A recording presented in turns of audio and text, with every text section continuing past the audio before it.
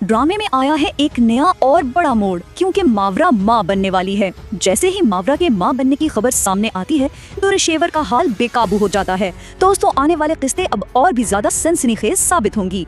मावरा अपनी माँ से बात कर रही थी कि अचानक उसके सर चकरा जाते हैं। माँ घबराकर फौरन कहती है, बेटी लगता है तुम्हारी तबीयत ठीक नहीं, हमें अभी डॉक्टर के पास जाना चाहिए।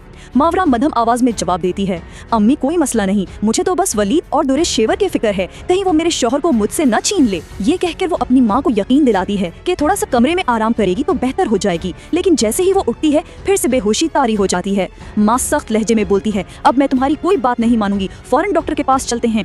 मावरा अपनी वालदा के साथ डॉक्टर के क्लिनिक पहुंचती है। मुआयने के बाद डॉक्टर मुस्कुराकर खुशखबरी सुनाती है, मुबारक हो, आप उम्मीद से हैं, लेकिन आपको खास ख्याल रखने की जरूरत है। आपको कमजोरी ज्यादा है, खुराक और आराम पर तवज्जो दें। ये सुनते ही मावरा की आंख में खुशी के आंसू आ जाते हैं। वो अपनी माँ से लिपट कर कहती है, अम्मी ये अल्लाह की रहमत है, जिस घड़ी में मैं टूट चुकी थी उसी लम्हे परवरदिगार ने मुझे ये खुशी दी, अब मैं वलीद के सामने फख्र से खड़ी हो सकती हूँ। माँ भी जज्बात में आ जाती है और कहती है, चलो बेटी घर चलते हैं, मैं अभी वलीद को इत्तला देती हूँ कि वो फौरन आ जाए। घर पहुंचने पर माँ वलीद को कहती है, बेटा मावरा की तबीयत अच्छी नहीं, वो तुम्हें याद कर रही है।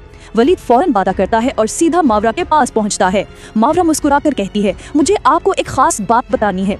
वलीद इश्तियाक से पूछता है, हाँ मावरा क्या हुआ? मावरा नरम लहजे में कहती है, मुबारक हो, आप बाप बनने वाले हैं। ये सुनते ही वलीद की खुशी बेकाबू हो जाती है। वो मावरा का हाथ थामकर कहता है, सच कहो मावरा, ये कोई मजाक तो नहीं? मावरा धीरज से कहती है, वलीद इतनी बड़ी बात पर मैं झूठ कैसे बोल सकती हूँ? ये सुनकर वलीद की आंखों से आंसू बह निकलते हैं। वो रिकत से कहता है, अल्लाह ने मुझसे मेरी बेटी दुआ को ले लिया, मगर अब एक और इनाम अता कर रहा है।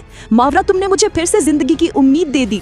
मावरा खुश होकर कहती है, मेरी ख्वाहिश है आप हमेशा खुश रहें। मैं जानती हूँ दुआ का गम कभी नहीं मिट सकता, लेकिन अल्लाह ने ये खुशी देकर हमारी दुनिया बदल दी है। इधर दूसरी जानिब तैमूर की माँ फातिमा उसे समझाती है, बेटा दुरेशेवर ने बहुत नुकसान पहुंचाया है, अब इसके बहकावे में ना आओ, अपने और आयमा के रिश्ते को संभालो, इससे माफी मांगो और इससे वापस ले आओ। तैमूर अपनी माँ की बात मान लेता है और आयमा से माफी तलब करता है। आयमा पहले तो नाराज रहती है, मगर आखिरकार अपने बच्चे की खातिर तैमूर को माफ कर देती है और दोबारा घर आ जाती है। इन दोनों का रिश्ता फिर मजबूत हो जाता है। लेकिन दुरेशेवर जब भी आयमा और तैमूर को एक साथ देखती है उसका दिल जल उठता है, मगर अब वो कुछ भी नहीं कर पाती क्योंकि इसका भाई तैमूर भी इसका साथ छोड़ चुका है। दूसरी तरफ आयमा अपनी सास फातिमा को खुशखबरी देती है, अम्मी मावरा भी उम्मीद से है, भाई के घर में खुशियां आने वाली हैं। ये सुनते ही दुरेशेवर के कदमों तले जमीन निकल जाती है।